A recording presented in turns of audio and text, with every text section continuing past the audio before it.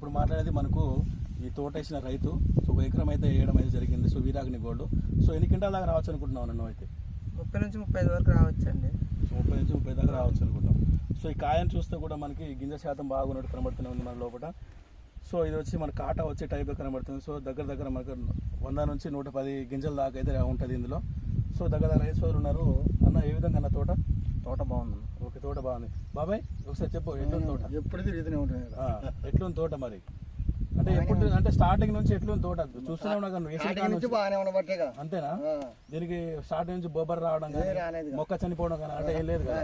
So ఇది nursery మొక్కనా లేక మనకు భూమి మీద పెంచిందా? ఇది భూమి మీద పెంచిందే కదా? ఓకే. సో ఎన్ని రోజులు జర్మినేషన్ అయిందన్న ఇది? జర్మినేషన్ అంటే మొక్క ఎన్ని రోజులకు మొలిచింది అంటున్నా? 9 రోజులు మొలిచింది. సో జర్మినేషన్ బాగానే ఉందిగా. అంటే మొలక శాతం అంటే కొన్ని సీడ్లకి ఒక 60% 70% ఉంటుంది. సో ఇది ఎట్లా ఉంది మనకి మొలక శాతం? మొలక శాతం కూడా పర్లేదండి. పర్లేదా? సో ఈ విధంగా అయితే ఉండడం అయితే జరిగింది. సో రైతు చూడ మన అన్న పేరు ఏందన్న? మెంతుల వెంకటేశ్వర. సో మెంతుల వెంకటేశ్వర గారు 1 ఎకరం అయితే వేయడం జరిగింది. సో మనకి వీరాగ్ని గోల్డ్ 507 అనేది.